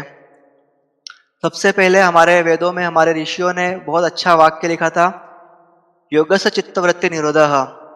ये हमने कहीं ना कहीं पढ़ा भी होगा, हमें पता भी होगा, लेकिन योग आपके चित्त की वृत्ति को ठीक करता है। अभी भी समझ में नहीं आया, और हम समझने की कोशिश करते हैं। योग आपका चित्त मतलब होता है आपका सबकॉन्शियस ब्रेन। हमने देखा था कि सबकॉन्शियस ब्रेन ही पावरफुल है, वही हमारे कॉन्शियस ब्रेन को कुछ करने नहीं देता है। और योग आपके कॉन्शियस ब्रेन की जो वृत्तियां, जो हैबिट्स है, उसको ठीक कर देता है। कैसे ठीक करता है? योग में यदि हम अष्टांग योग की बात करें तो इसमें यम, नियम, आसन, प्राणायाम, प्रत्याहार, धारणा, ध्यान, समाधि 8 चीजें आती है। हम आठों पे नहीं लेंगे, हम लेते हैं मेडिटेशन। आप मेडिटेशन कीजिए, आप 5 मिनट, 10 मिनट, 2 मिनट, 1 मिनट शुरुआत कर सकते हैं। 1 मिनट से आप उस टाइम को बढ़ाइए, 2 मिनट पे लीजिए, 5 मिनट पे लीजिए। तो क्या हो रहा है ना कि आप जब भी मेडिटेशन करेंगे तो जो आपका ब्रेन जनरली बीटा फ्रिक्वेंसी पे होता है, जो बीटा फ्रिक्वेंसी हमें दिख रही होगी, बीटा फ्रिक्वेंसी पे हमारा ब्रेन होता है। उसमें हमारे पास हर मिनट 60 थॉट आते हैं। केवल 7 दिन के मेडिटेशन से हमारा ब्रेन बीटा से अल्फा पे शिफ्ट होने लगता है। हमारे थॉट्स आधे हो जाते हैं। थॉट्स आधे हो गए, हमारा फोकस बढ़ गया, हमारा कंसंट्रेशन बढ़ गया, हमारा डिस्ट्रैक्शन कम हो गया। तो हम लोग वापस ध्यान करेंगे तो हम फिर से ध्यान कर पाएंगे। तो इस तरह से यदि हम मेडिटेशन करते हैं तो हमारे प्रॉब्लम्स से हट करके हम सॉल्यूशन पे आने लगेंगे। आप प्राणायाम कीजिए, प्राणायाम से आपका प्राण बढ़ेगा, आपकी ऊर्जा बढ़ेगी, आपकी एनर्जी बढ़ेगी। आपकी एनर्जी बढ़ेगी तो आप जो घर के दूसरे काम है, जो डेली काम होने के अलावा आप डायरी लेखन वगैरह है, बुक पढ़ने का है, आपके पास एनर्जी रहेगी तो आप उस काम को कर पाएंगे। 2S फॉर्मूला इस्तेमाल कीजिए, आप सद्बुद्धि की उपासना कीजिए, आप सत्कर्म कीजिए। इस प्रेगनेंसी के टाइम पे यदि आप सत्कर्म करते हैं, कोई अच्छा काम करते हैं, या सद्बुद्धि की उपासना जैसे जो भी अच्छे काम बताए गए होंगे आपको सेशन में, कुछ वीडियो लेक्चर के माध्यम से बताए गए होंगे, उसकी उपासना कीजिए। सत्कर्म की सब बहुत सारे सत्कर्म होते हैं। आप ओल्ड एज होम घूम करके आइए, वहाँ पे आप लोगों से मिल के आइए, वहाँ कुछ अच्छा काम करके आइए। आपको सोशल मीडिया पे आप किसी की हेल्प कीजिए, कहीं भी आपको कुछ मिलता है आप सत्कर्म कीजिए। सबसे अच्छा दुनिया का सत्कर्म है यज्ञ। आप अपने घर में यज्ञ कीजिए। अब वीकली, मंथली, अब कम से कम अपने घर में थ्रू आउट द प्रेगनेंसी आपको करना ही चाहिए। आप 2S फॉर्मूला नहीं कर पा रहे हैं तो CS सिंगल S फॉर्मूला। आप कुछ नहीं कीजिए, आपके जो भी गुरु है, जो भी आपके ईश्वर है, जो भी आपके भगवान है, जो भी आपके देवता है, जो भी जिनको भी आप मानते हैं, आप उनको पास जाइए, उनके पास बैठिए, उन्हें कहिए कि हे गुरुदेव, हे ईश्वर, हे भगवान, हे परमात्मा, हे ऋषि, मुझे प्रेगनेंसी में ये सारी प्रॉब्लम्स हो रही है, मैं नहीं ठीक कर पा रही हूँ, ये सारी मैंने आपको दी, आप संभालो इसको, आप सॉल्यूशन दो इसका, आप बताइए क्या करना है। यकीन मानिए आपको मदद मिलेगी। आपके गुरु, आपके ऋषि आपको मदद पहुंचाएंगे। अलग अलग चीज़ों के माध्यम से वो आपकी मदद करेंगे। आप उनसे संपर्क साधिए, उनसे बात कीजिए, अपने आप को समर्पित कर दीजिए, उनसे कहिए कि आपकी संतान आ रही है इस दुनिया में, आपका ही काम करेगी। आप अपनी सारी समस्या उन्हें बताइए, वो आपको सॉल्यूशन पहुंचाएंगे। ये चैलेंज है नेक्स्ट 21 डेज के लिए, आपको फॉलो करना ही है। आप नोट डाउन कर सकते हैं, या इसके स्क्रीनशॉट्स में आपको मैं दीदी को भेजूंगा, दीदी आपके ग्रुप में शेयर कर लेंगे। इसमें 3 पेज के कुछ चैलेंजेस है। 21 डेज के लिए मैंने लिखा है, आपकी प्रेगनेंसी 9 मंथ की है, 21 डेज फॉलो कीजिए। 21 डेज फॉलो करने के बाद आप किन किन चीज़ों को कर पाए, किन नहीं कर पाए, वो आप दीदी से कांटेक्ट कर सकते हैं या मुझसे कांटेक्ट कर सकते हैं। हम वापस 21 डेज के लिए रिफॉर्म करेंगे और अगले 21 डेज के लिए वापस से फॉलो करेंगे। 21 डेज ही चूज क्यों किया है? आपके ब्रेन को किसी भी हैबिट को फॉलो करने में, आपके ब्रेन को किसी भी आदत को सबकॉन्शियस ब्रेन में स्टेबल करने के लिए मिनिमम 21 दिन लगते हैं। तो आपको क्या करना है? सबसे सर पहला लास्ट वाली स्लाइड दिखाइए ना। हाँ दीदी। पिछली वाली स्लाइड्स दिखाइए ना, ये वाली। आगे की। ये फर्स्ट स्क्रीनशॉट निकाल सकते हैं हम यहाँ से। हाँ ये स्क्रीनशॉट हाँ निकलवाइए। ये फर्स्ट स्लाइड है, मैं आपको एक्सप्लेन करूंगा एक एक पॉइंट, आप स्क्रीनशॉट ले सकते हैं। ओके। हाँ। तो जो फर्स्ट पॉइंट है आपका, don't use mobile phone before 1 hour on bed. आपको यदि सोने जाना है 9 बजे, तो आप 8 बजे से आपके फोन को चलाना बंद कर दीजिए। यदि आपको 10 बजे सोने जाना है तो आप 9 बजे फोन बंद करिए। आपको 11 बजे सोने जाना है, आप 10 बजे, आपको जब भी सोने जाने का लग रहा है उसके 1 घंटे पहले से आप फोन को हाथ लगाना बंद कर दीजिए। यदि पेरेंट्स का कॉल आ रहा है उनसे बात कर सकते हैं, हस्बैंड का कॉल आ रहा है बाहर है उनसे बात कर सकते हैं, लेकिन आपको किसी भी तरह का सोशल मीडिया यूज नहीं करना है कम से कम सोने से 1 घंटे पहले तक। हाँ, यदि आप कोई यूट्यूब पे कोई अच्छा कोई भजन सुनना चाहते हैं सोने से पहले, जो आपके मन को अच्छा लगता हो, आप गायत्री मंत्र सुनना चाहते हैं, आप वो सुन सकते हैं, लेकिन आपको स्क्रीन को नहीं देखना है। आपको केवल एक वीडियो लगा करके उसे लूप में लगा करके उसे छोड़ देना है। वो भी आपके पेट पे, आपके सर से, आपके पेट से वो दूर रहे, उतनी दूरी पर रख करके आप चला सकते हैं। लेकिन आपको कम से कम 1 घंटा, ये मिनिमम 1 घंटा है, मैक्सिमम आप बढ़ा सकते हैं, लेकिन मिनिमम 1 घंटा पहले आप फोन को मत हाथ लगाइए सोने से पहले। आप देखिए आपकी स्लीप साइकिल ठीक होने लगेगा। एक 21 दिन में नहीं, आपको 1 से 2 वीक के अंदर आपको लगेगा कि अब आपका स्लीप साइकिल ठीक हो रहा है। जो प्रोजेस्टेरॉन से जो प्रॉब्लम आपके ब्रेन में हार्मोनल चेंजेस आ रहे थे, जो आपको मूड स्विंग हो रहे थे, वो ठीक होने लगेंगे केवल इस एक्टिविटी को करने से। आप फोन को 1 घंटा पहले अपने से दूर रखिए। 1 घंटा कोई अच्छी बुक्स पढ़िए। आप छत्रपति शिवाजी महाराज की किताब पढ़ सकते हैं, आप छत्रपति संभाजी महाराज की किताब पढ़ सकते हैं, आप महाराष्ट्र में बहुत सारे संत हुए उन संतों की किताब पढ़ सकते हैं। आपको यदि कोई किताब चाहिए वो किताब हम आपको उपलब्ध करा के देंगे, आपको पीडीएफ के माध्यम से, आपको बुक्स के माध्यम से हम आपको किताब उपलब्ध करा के देंगे। आप चंद्रशेखर आजाद के बारे में किताब पढ़िए। आपको जिस तरह की संतान चाहिए, आप क्रांतिकारी तरह की संतान चाहिए आप उनकी किताब पढ़िए, आपको संत चाहिए, ऋषि चाहिए, आप उनकी किताब पढ़िए। आपको जिस तरह का बच्चा आप चाहते हैं उस तरह की आप किताब पढ़िए। बच्चा उस किताब को सुनेगा। आप अकेले किताब मत पढ़िए, आपके बच्चों के साथ पढ़िए। आप उससे बताइए कि देखो बेटा ऐसा हो रहा है, अभी वहां हुआ, अभी यहाँ हुआ। परम पूज्य गुरुदेव ने 3200 किताबें लिखी है। आपके मन में जो टॉपिक आ रहा है वो टॉपिक हमें बताइए, हम आपको उसकी किताब दे देंगे, लेकिन 1 घंटा आप किताब को पढ़िए। तीसरा पॉइंट है सूर्य भगवान को अर्घ देना। आप सुबह जब भी उठे, जब भी नहाए, जिस भी समय आप नहाए, आपका शेड्यूल इस समय गड़बड़ होता है, लेकिन आप जब भी उठे तांबे के कलश में या किसी भी तरह के कलश में जल लीजिए और सूर्य भगवान को जल चढ़ाइए। उससे क्या होगा, जब जब हम जल चढ़ाते हैं तो जो हम जल की धारा बहती है, उस धारा में से जब सूर्य की किरणें हमारी आंखों पे आती है, तो उन आंखों पे जब किरणें हमारे आंखों पे पड़ती है तो हमारे ब्रेन को मालूम पड़ता है कि सुबह हो गई है। सुबह हो गई है तो वो लोअर बीटा फ्रिक्वेंसी रिलीज करके हमारे पूरे ब्रेन में एक प्राण का फ्लो डाल देता है और बोलता है कि it's time to wake up. आप एक अलग एनर्जी फील करेंगे केवल सूर्य भगवान को अर्घ्य देने से। तो आप सूर्य भगवान को नियमित अर्घ्य दीजिए। आप जब उठते हैं, मुश्किल से मुश्किल 10 सेकंड की एक्टिविटी है ये, लेकिन आपके ब्रेन के लिए, आपके बेबी के लिए बहुत इम्पैक्टफुल रहेगी। प्रिज्मेटिक इफेक्ट होता है सूर्य की किरणों का जब हमारे आंखों पे पड़ती है जल के माध्यम से। फोर्थ पॉइंट है सोशल मीडिया फास्टिंग। मैं सभी से हाथ जोड़कर निवेदन करूंगा कि आप सोशल मीडिया की फास्टिंग कीजिए थ्रू आउट द प्रेगनेंसी। यदि आपको फोटो डालना, फोटो अपलोड करना पसंद है तो आप इंस्टाग्राम इंस्टॉल कीजिए, फोटो अपलोड कीजिए, इंस्टाग्राम को अनइंस्टॉल कर दीजिए। लेकिन सोशल मीडिया की फास्टिंग पूरे 9 मंथ के लिए करके तो देखिए। आपका बच्चा जो जन्म लेगा वो दूसरों से अलग दिखेगा, उसके अंदर देवत्व अलग रहेगा, उसके अंदर तेज अलग रहेगा, वो शार्प रहेगा। सोशल मीडिया की फास्टिंग करके देखिए, आपका बच्चा बहुत अच्छे से जन्म लेगा, बहुत बहुत देवी गुणों को लेकर के आएगा। सोशल मीडिया फास्टिंग करके बंद कर दीजिए। कम करने की बात नहीं कर रहा हूँ, मैं आपसे रिक्वेस्ट कर रहा हूँ आप अनइंस्टॉल करके रख दीजिए। इस सेशन के दौरान, सेशन के अभी, इस सेशन के बाद जो भी आपकी एक एक्टिविटी उसको कर करके आप चाहो तो आप अभी फ़ोन लेकर के, आपके फ़ोन में इंस्टाग्राम है या स्नैपचैट है या इस तरह का कोई भी एक्टिविटी वाला, हाइपर एक्टिविटी वाला एप्लीकेशन है, आप उसे अनइंस्टॉल कर दीजिए। फिफ्थ पॉइंट है डायरी लेखन। डायरी लेखन के बहुत फायदे होते हैं, बहुत मतलब इतने फायदे होते हैं कि उसके लिए पूरा एक एंटायर सेशन 1 आवर का हो जाएगा। इतने फायदे डायरी लेखन के होते हैं। आप डायरी लिखिए, आपको जो फील हो रहा है, जो लग रहा है, आप लिखिए। आप उस डायरी को अपने तक ही रखिए, किसी को मत पढ़ाइए।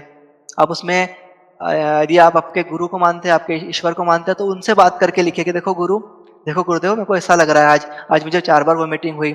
आप आपके ऋषि को मानते हैं, जो भी आपके देवता को मानते हैं, देखो गणेश भगवान, देखो शिव जी, देखो शंकर भगवान, देखो कृष्ण भगवान, अब हम बेटे ही ना उनके, हम उनसे बात कर सकते हैं ना, तो हम उनको बोल सकते हैं, देखो आज तो मुझे ना इतना तकलीफ हो रहा था, देखो आज मैं रात भर सो नहीं पाई, मुझे बहुत कमर दर्द हो रहा था, लेकिन मैंने मोबाइल नहीं चलाया। तो आप उसके साथ डायरी में लिखिए, आपको जो करना है उसके बारे में डायरी में लिखिए, आपके जो मन में आ रहा है उससे आप डायरी में लिखिए। आप जब बच्चा आपका बड़ा होगा 9 मंथ के बाद, जब आपका बच्चा होगा या 1 साल, 2 साल, 5 साल, 10 साल बाद जब आप उस डायरी को खोल के पढ़ेंगे, तो आपको बहुत अच्छा लगेगा, आपकी आंखों में आंसू आ जाएंगे, आपको मजा आएगा कि हाँ, कितना कितना प्यारा समय था, मैं सब पे लिख के रखा था, कितना अच्छा लगता था उस टाइम पे। आप डायरी लेखन कीजिए, बहुत फायदा होता है। डायरी लेखन का फायदा आपके इमोशंस के लिए भी अच्छा है, आपके ब्रेन के डेवलपमेंट के लिए भी अच्छा है, आपके शिशु के ब्रेन के डेवलपमेंट के लिए भी अच्छा है। लेखन कार्य आपके बच्चे के प्रीफ्रंटल कॉर्टेक्स को ठीक करता है, उसे उसे बनाने के लिए न्यूरॉन्स को एक्टिवेट करता है वो। उसके बाद है 20 मिनट प्राणायाम कीजिए, जो भी प्राणायाम आपको अच्छा लगता हो, अनुलोम विलोम हो गया, प्राणाकर्षण प्राणायाम हो गया। प्राणायाम के ऊपर यदि आपको किताब चाहिए, हम आपको पूरी किताब उपलब्ध कराएंगे, इसमें प्राणायाम के फायदे कैसे करना है, किस तरह से करना है। आप यदि बैठ के प्राणायाम नहीं कर पा रहे हैं, आप चेयर पे बैठ जाइए, आप चेयर पे बैठ के नहीं कर पा रहे हैं, आप लेट के प्राणायाम कर सकते हैं, आप प्राणायाम कीजिए। प्राणायाम से बहुत प्राण आता है, जितना भी वातावरण में जितने भी दिव्य प्राण है, सारा का सारा अपने अंदर सोख लीजिए, सारा अपने शिशु को दे दीजिए, आपका एक शिशु अच्छा जन्म लेगा, एक दिव्य प्राण के साथ जन्म लेगा वो। आप प्राणायाम कीजिए, अच्छा म्यूजिक सुनिए, मत देखिए फूहड़ सॉन्ग, मत देखिए गंदे सी चीजें। जो भी चलचित्र में जितनी भी हमें आज मूवीज में गलत चीजें आ रही है, आप मत देखिए, आप अच्छा म्यूजिक देखिए।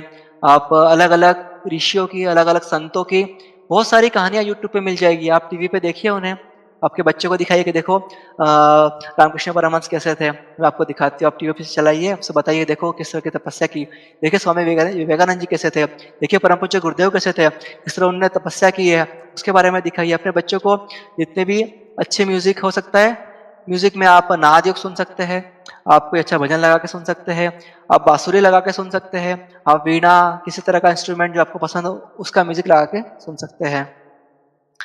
ईट सात्विक फूड, ये पॉइंट आपको लगेगा कि मुश्किल है, या फिर हम लोग नॉनवेज खाते हैं या अंडा खाते हैं, डेफिनेटली बॉडी के लिए हो सकता है कि इनका कुछ फ़ायदा हो, लेकिन मसालेदार खाना, नॉनवेज या अंडा आप मत खाइए। आप 6 मंथ के लिए आप छोड़ के तो देखिए, आप बंद करके तो देखिए, पूरी लाइफ खा सकते हैं आप, 6 मंथ के लिए छोड़ दीजिए, 9 मंथ के लिए छोड़ दीजिए, जो आपका जितना भी प्रेगनेंसी का टाइम बचा है उतने टाइम के लिए आप नॉनवेज या किसी भी तरह का मसालेदार खाना, अंडे वगैरह छोड़ के देखिए।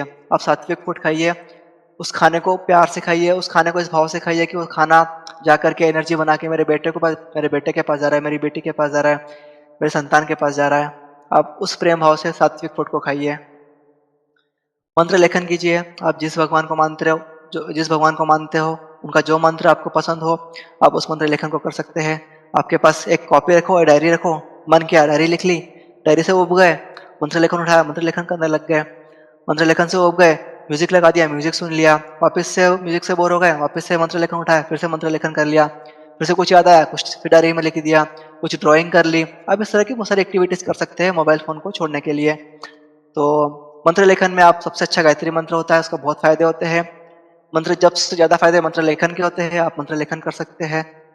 आपकी फीलिंग को शेयर कीजिए, फीलिंग्स को मन के अंदर मत रखिए, आपका मन वैसे ही परेशान है, आपके पास वैसे ही बहुत सारे स्ट्रेस है, जो भी आपको लगता है ना, आपके हस्बैंड से, आपके पार्टनर से, आपकी माँ से, आपका कोई दोस्त बहुत अच्छा हो, आपका कोई फैमिली मेम्बर जो आपको समझता हो, जो अपनी बातें केवल उन तक ही रखे, उनसे आपकी फीलिंग शेयर कीजिए। जो भी आपको फील हो रहा है, जो भी फील हो रहा है, सब बता दीजिए। और कोई नहीं मिल रहा हो तो आपके गुरु से, आपके ईश्वर से, आपके भगवान से बैठिए और उनके पास जाकर के बता दीजिए। वो भी हमारे परम पिता है, वो भी हमारे माता है। हम अपने नॉर्थ साइड हम लड्डू गोपाल को अपना बेटा मानते हैं, अपना दोस्त मानते हैं। तो आप जिस भी भगवान का जो भी तरह का संबंध रखते हैं, उनसे बताइए कि मुझे ऐसा ऐसा लग रहा है भगवान, आप सुन लो।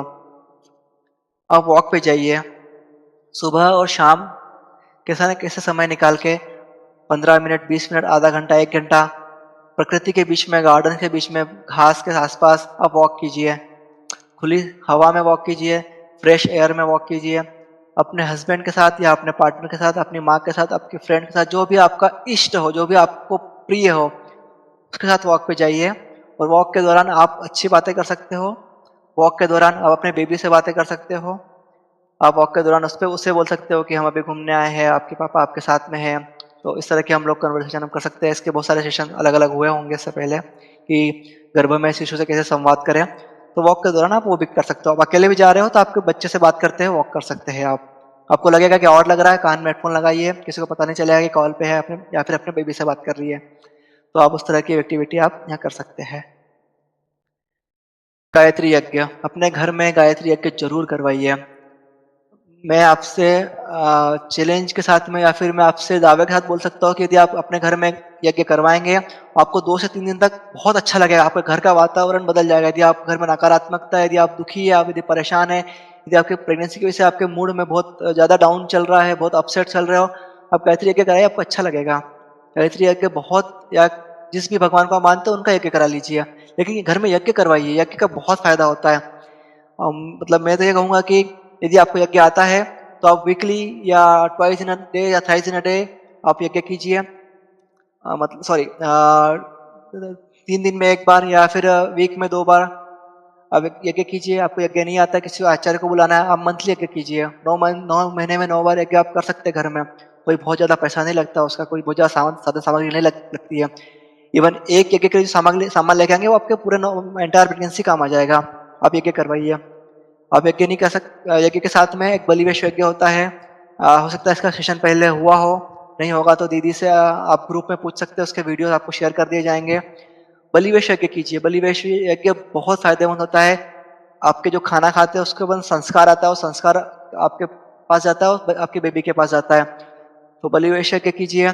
एक दीप यज्ञ होता है आपके घर में कुछ 8, 10, 15, 12, 24, 108 जितने चाहे उतने दीपक लगा करके आप दीप यज्ञ कर सकते हैं। दीप यज्ञ का भी बहुत फ़ायदा होता है आपके घर के वातावरण को बदलने के लिए। और सबसे इम्पोर्टेंट, ध्यान कीजिए, मेडिटेशन कीजिए। 20 मिनट का टाइम लिखा है मैंने, ये मिनिमम टाइम है। इससे ज़्यादा करना है आपको, लेकिन शुरुआत आप 5 मिनट से कर सकते हैं, शुरुआत आप 1 मिनट से कर सकते हैं, शुरुआत आप एक मंत्र से कर सकते हैं। लेकिन आपको आज के बाद से मेडिटेशन करना ही करना है। मेडिटेशन आपके जो ब्रेन में बेबी के डेवलपमेंट के लिए प्रोजेस्टेरॉन की वजह से जितने भी हार्मोनल चेंजेस हो रहे हैं, जिससे आपका मूड स्विंग हो रहा है, उन सबको ठीक कर देगा। ध्यान आपके सारे के सारे मानसिक बीमारियों को ठीक कर देगा और आपको बहुत खुशी होगी। आप आपकी प्रेगनेंसी को बहुत एन्जॉय करने लगोगे। लोग आपसे पूछेंगे कि लगता ही नहीं है कि आप प्रेग्नेंट हो, आपके चेहरे पे हमेशा स्माइल रहती है, आप हमेशा खुश रहते हो, आप क्या कर रहे हो? आप ध्यान करोगे तो जितने भी जो मैंने बताया था शुरू में आपको, मैं फिर से उस स्लाइड को दिखाता हूँ। ये वाला पार्ट जो है, जो आप इसको देखोगे एमेग्डाला, जिसको मैंने कहा था कि जो नेगेटिव हार्मोन रिलीज करता है, ध्यान करने से केवल 7 दिन के अंदर एमेग्डाला का साइज छोटा होने लगता है। यदि इसका साइज छोटा है तो हार्मोन रिलीज कम हो रहे हैं। दुखी वाले हार्मोन, सैड वाले हार्मोन, एक होता है कॉर्टिसोल हार्मोन होता है। कॉर्टिसोल हार्मोन आपके सारे के सारे स्ट्रेस का रिस्पॉन्सिबल होता है। उस हार्मोन की वैल्यू में बहुत कमी आती है केवल ध्यान करने से। यदि आप ध्यान करेंगे 20 मिनट तक पहुंचिए, 20 मिनट से ध्यान को बढ़ाइए। यदि आप 20 मिनट 15 मिनट ध्यान करते हैं तो आपके नेगेटिव हार्मोन जो रिलीज हो रहे हैं, वो रिलीज होना बंद कर देते हैं। आपको खुशी होने लगती है, आपको पता ही नहीं चलेगा आप खुश क्यों हो, क्योंकि आपके ब्रेन ने उसको हैंडल कर लिया। तो यदि आप इस सारी एनर्जीज ब्रेन को दे रहे हो, अलग से हेल्प कर रहे हो ब्रेन को बेबी के डेवलपमेंट के लिए, तो जो छोटा मोटा चल रहा है कि जो वॉमिटिंग हो रही है, खाना अच्छा नहीं लग रहा है, या बैक पेन हो रहा है, या फ्रस्ट्रेशन हो रही है, वो सबको इन सब एक्टिविटी के माध्यम से आप डोमिनेट कर सकते हो। तो ये सब सारी एक्टिविटीज़ जो मैंने बताई यहाँ पे कुछ 10-12 एक्टिविटीज़ है, ये नेक्स्ट 21 डेज़ के लिए आप फॉलो कीजिए। आप फॉलो करके देखिए आपको कहाँ प्रॉब्लम आ रही है। हम और सेशन रख सकते हैं इस तरह के, जहाँ पे हम केवल क्वेश्चन आंसर रखें, या अभी भी आपके पास समय है आप क्वेश्चन आंसर पूछ सकते हैं कि आपको कुछ पार्ट समझ में नहीं आया, कुछ आपको और पूछना हो तो आप अनम्यूट करिए और आप क्वेश्चन पूछ सकते हैं। अंकित भैया, हाँ दीदी। आपने बहुत ही अच्छे से समझाया और जो कॉन्शियस और सबकॉन्शियस माइंड के बारे में बताया, काफ़ी चीज़ें समझ में आई। मुझे थोड़ा सा ये पूछना है, जो आपने प्री फ्रंटल कॉर्टेक्स के बारे में बताया हाँ, हाँ। कि वो वीक है तो क्या क्या प्रॉब्लम हो रही है, या हम और जीव जंतुओं में या प्राणी और उसमें क्या अंतर, उससे क्या है, वो थोड़ा सा और एक बार क्लियर करिए प्लीज। ओके, तो प्रीफ्रंटल कॉर्टेक्स इसके बारे में 2 स्टडीज़ है। पहला तो ये है कि ये कुछ पार्ट हमारा बॉडी लेकर के आता है जन्म से, और कुछ पार्ट इसका डेवलप होता है 13 की एज में, जब हम लोग टीन एज बोलते हैं जिसे, तो 13 की एज में डेवलपमेंट शुरू होता है, 24 की एज तक इसका डेवलपमेंट होता है। और जितनी भी हाई डोपामाइन एक्टिविटीज़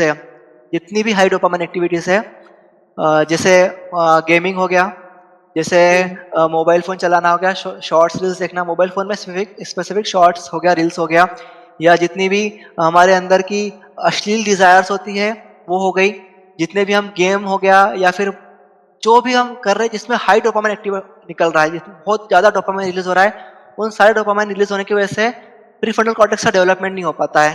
तो आप इसमें एक फ़ोटो में देखेंगे कि एक है प्रीफ्रंटल कॉर्टेक्स, एक है लिम्बिक ब्रेन। तो लिम्बिक ब्रेन होता है, इसमें डर होता है, फ्रीज होता है, हम लोग कांप जाते हैं, हम लोग को लगता है कि मेरे अंदर लो सेल्फ स्टीम है, मैं सोशली जा करके बात नहीं कर सकता, मैं खड़े होकर कहीं बोल नहीं सकता। तो ये जितनी भी चीज़ें होती है लिम्बिक ब्रेन की होती है। और जब हम लोग ध्यान करते हैं, जब हम मेडिटेशन करते हैं, हम लोग राइटिंग करते हैं, हम लोग रीडिंग करते हैं, या हम लोग वर्कआउट करते हैं, हम लोग वॉकिंग करते हैं, या हम लोग ड्राइंग करते हैं, हम लोग कुछ अच्छा सा सॉन्ग लिखते हैं, हम कुछ इंस्ट्रूमेंट बजाते हैं, ये सारी एक्टिविटीज से क्या होता है कि हमारा प्रीफ्रंटल कॉर्टेक्स डेवलप होता है, और हम लोग लिम्बिक ब्रेन से प्रीफ्रंटल कॉर्टेक्स की ओर बढ़ने लगते हैं। तो एक जानवर को आप देखना होगा, पत्थर उठाओगे भाग जाएगा, उसके अंदर वो ब्रेन नहीं है। सेकंड में बताया था यहाँ पे कॉन्सेंट विल पावर, जो विल पावर होती है, जैसे कि हमारे अंदर कोई गंदी आदत आ गई है, हम उसे कैसे छोड़ेंगे, हमारी विल पावर से छोड़ेंगे। यदि विल पावर कमजोर है हमारी, यदि हमारा प्रीफ्रंटल कॉर्टेक्स वीक है, तो विल पावर वीक होगी, विल पावर वीक होगी तो हम गंदी आदत छोड़ ही नहीं पाएंगे। और शायद इसीलिए हम आज अपनी गंदी आदत, यदि हम बड़ों की बात करें तो बड़े किसी भी बुरी आदत को नहीं छोड़ पाते हैं। क्यों नहीं छोड़ पाते? क्योंकि हमारा विल पावर कमजोर है। विल पावर क्यों कमजोर है? क्योंकि हमारा प्रीफ्रंटल कॉर्टेक्स कमजोर है। वो क्यों कमजोर है? क्योंकि हमने कभी ध्यान नहीं किया, कभी हमने बुक रीडिंग नहीं की, कभी हमने स्वाध्याय नहीं किया, कभी हमने बैठ करके ड्राइंग नहीं, कभी हमने कोई कुछ इंस्ट्रूमेंट नहीं सिखाया, तो हमारा कॉन्सेंट्रेशन पावर कमजोर है, डिसीजन मेकिंग। तो जब भी हमारा प्रीफ्रंटल कॉर्टेक्स यदि हमारा ठीक से डेवलप नहीं हुआ है, तो हम एक अच्छी संतान या संतान के जन्म होने के बाद, ये अभी के लिए नहीं है आपका प्रीफ्रंटल कॉर्टेक्स, आपके बच्चे ने जन्म लिया है, अब उसे शुगर मत खिलाइए, उसे चॉकलेट मत खिलाइए। यदि बच्चे ने जन्म लिया, आप उसे मोबाइल मत दीजिए। आजकल के बच्चे बिना फोन देखे खाना ही नहीं खाते हैं। इवन ऐसे एक्सपेरिमेंट भी हुए कि बच्चे को खाना खिला रहे हैं, उसमें बहुत सारा नींबू निचोड़ कर डाल दिया, बच्चे ने खा लिया, क्योंकि उसका ध्यान ही नहीं खाने की तरफ, उसका ध्यान मोबाइल की तरफ है। मोबाइल में शॉर्ट्स देख रहा है बच्चा कंटिन्यूअसली, हाई डोपामाइन रिलीज हो रहा है, बच्चे को उधर मजा आ रहा है खाने में, आप उसे कुछ भी खिलाओ तो कोई फर्क नहीं पड़ रहा है। तो बच्चा हो सकता है उसकी हेल्थ बना दे, लेकिन उसके ब्रेन को कभी डेवलप नहीं करेगा। और बच्चे का यदि प्रीफ्रंटल कॉर्टेक्स कमजोर हो गया, तो बाद में वो छोड़ भी नहीं पाएगा, क्योंकि सिविल पावर कमजोर है, उसकी जो डिसीजन मेकिंग की एबिलिटी वो कमजोर है, उसका कंसंट्रेशन कमजोर है। अब कंसंट्रेशन ही नहीं है तो बच्चा क्लास में सीखेगा कैसे? सीखेगा नहीं, तो उसके अंदर फिर मार्क्स कम आएंगे, फिर लो सेल्फ स्टीम आएगा, फिर वो खुद को कमजोर समझेगा, फिर वो आज की जो छोटी मोटी घटनाएं घट रही है कि बच्चे 12-12 साल के बच्चों को सुसाइड अटेम्प्ट कर लेते हैं। क्यों कर लेते हैं? क्योंकि उनका ब्रेन डेवलप ही नहीं हुआ है। बच्चे बोलते हैं अरे यार मैं तो डिप्रेशन में चला गया। आपने कभी अपने दादा से पूछा कि दादाजी ने कहा हो कि मैं डिप्रेशन में हूँ? उनका उनका ये वाला प्रीफ्रंटल कॉर्टेक्स बहुत प्रॉपर डेवलप हुआ था। आपके बच्चों का नहीं हो पा रहा है, क्योंकि आप उसे जन्म से ही उस तरह की एक्टिविटीज में इन्वॉल्व कर रहे हैं कि वो ब्रेन नहीं बन पा रहा है। तो ये इसका है, और उसको ठीक करने के लिए आप ध्यान कीजिए, जो मैंने सारे एक्टिविटीज बताई है, वो एक्टिविटीज करोगे तो आपका भी ठीक होगा और बच्चे का भी ठीक होगा।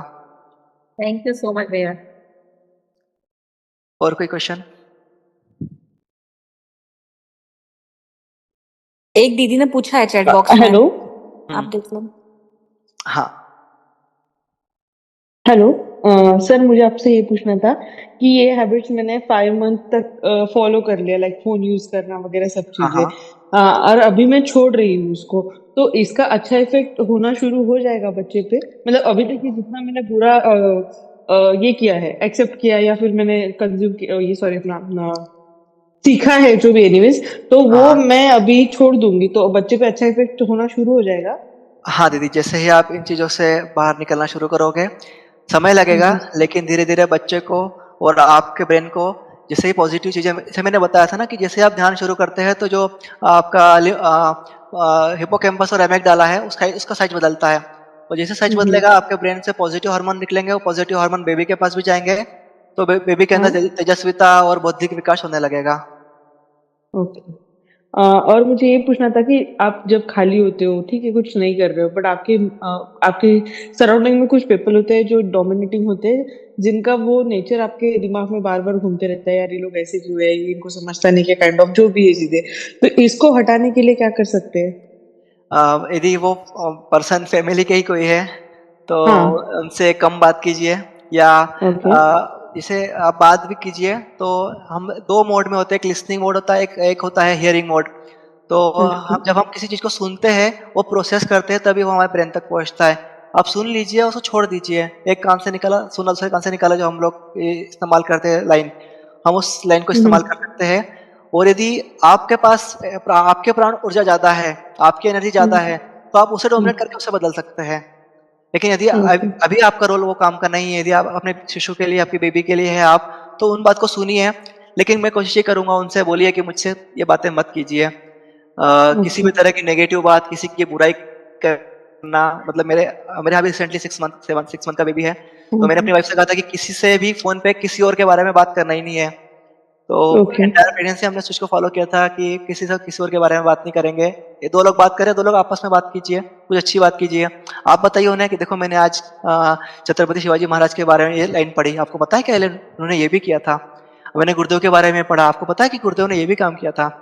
तो आप ओके, उनसे इस तरह की बातें कर सकते हैं, लेकिन यदि वो फिर भी बोल रहे हैं, तो सुन लीजिए, लेकिन उसे प्रोसेस मत कीजिए, उसे बस वहीं छोड़ दीजिए। आपको कमेंट्स मिलेंगे कि आप ये खाइए, वो पीजिए, ऐसा कीजिए, वैसा कीजिए, तो उन बातों को भी हुँ, आप निकालते जाइए। उन उन चीज़ों को आपको बस वहीं तक रखना है, ताकि वो आपके ब्रेन में जाकर के किसी भी इन्फॉर्मेशन को कलेक्ट करके आगे ना लाइए। और सबसे बेस्ट तो ये रहेगा कि उनसे कम से कम कॉन्टैक्ट रखें, कम्युनिकेशन कम ओके, रखें। Okay. Thank you sir. Okay, और कोई सर क्वेश्चन? मुझे एक क्वेश्चन है।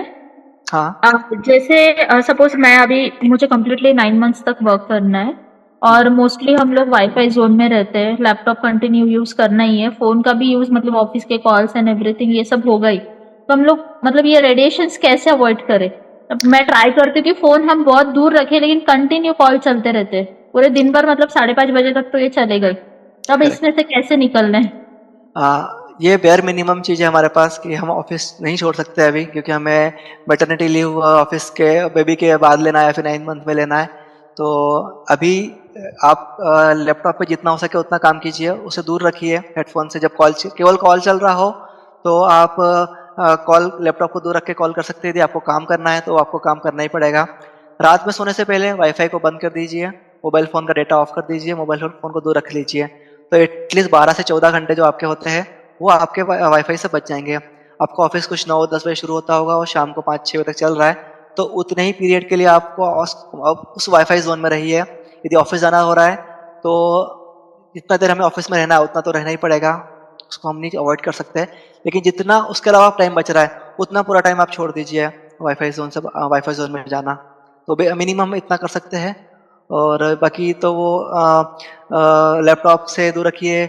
और कुछ ऐसी डिवाइस, मतलब कुछ कार्डबोर्ड वगैरह आते हैं, मतलब लैपटॉप की जो हीट होती है, उस हीट से हम अपने पेट पे रख के ना यूज़ करें लैपटॉप को, मोबाइल फ़ोन को हमारे पेट पे के पास ला के ना रखें। उन छोटी-मोटी चीज़ों को हम लोग इस तरह करके बच सकते हैं। Okay, thank you sir, helpful था काफी। थैंक यू दीदी। अंकित भैया, हाँ, इसमें यदि ज्यादा देर इनको वाईफाई के इसमें रहना पड़ रहा है, तो ये अपने मेडिटेशन का टाइम भी बढ़ाना चाहिए फिर इन्हें, हाँ, आप जो आपने प्राणायाम और बताया। मेडिटेशन टाइम बढ़ा सकते हैं। क्योंकि जिस चीज ओके, को हम अवॉइड नहीं कर सकते, लेकिन जो कर सकते हैं हमारे कंट्रोल में, वो तो हमें करना चाहिए। हाँ हाँ मैम, सही है। और रेडिएशन का इम्पैक्ट बेबी पर होता है। और उसके लिए बहुत ज़्यादा स्टडीज़ अभी तक हुई नहीं है, लेकिन जितनी स्टडीज़ हुई है, उसमें जो रिजल्ट्स आए वो अभी उतने हॉरिबल नहीं है, जितना आपके हाँ। ब्रेन के लिए हॉरिबल है। यदि आपका ब्रेन पे इम्पैक्ट पड़ रहा है, और ब्रेन से हार्मोन्स बेबी तक, ब्रेन से जो भी आपकी एक्टिविटीज़ बेबी तक पहुंच रही है, उसका इम्पैक्ट बहुत ज़्यादा हॉरिबल है। जो रेडिएशंस निकलते हैं, उनका इतना ज़्यादा हॉरिबल अभी तक नहीं आया है, लेकिन कुछ हद तक है। यदि आप उससे 3rd-4th मंथ से आप क्रॉस हो गए हो, तो उतना इम्पैक्ट नहीं करता है वो, बेबी इतना कवर्ड रहता है। एक शीतल दीदी का मैसेज है ग्रुप में कि मेडिटेशन इवनिंग में कर सकते हैं क्या? हाँ दीदी, मेडिटेशन इवनिंग में कर सकते हैं। आप सुबह कर सकते हैं, इवनिंग में कर सकते हैं। यदि आप वर्किंग नहीं है, तो आप दोपहर में भी कर सकते हैं। मेडिटेशन का कोई टाइम नहीं होता है, आप सोने टाइम बेड पर जाकर के भी मेडिटेशन कर सकते हैं, इसे योग निद्रा कहते हैं। तो आप इस तरह की बहुत सारी एक्टिविटीज़ कभी भी किसी भी टाइम कर सकते हैं। और something is better than nothing, तो सुबह का फ़ायदा बहुत होता है मेडिटेशन का, लेकिन आप और भी टाइम पे करेंगे तो आपको फ़ायदा ही होगा, उसका नुकसान कुछ नहीं होता। ठीक है शीतल दीदी?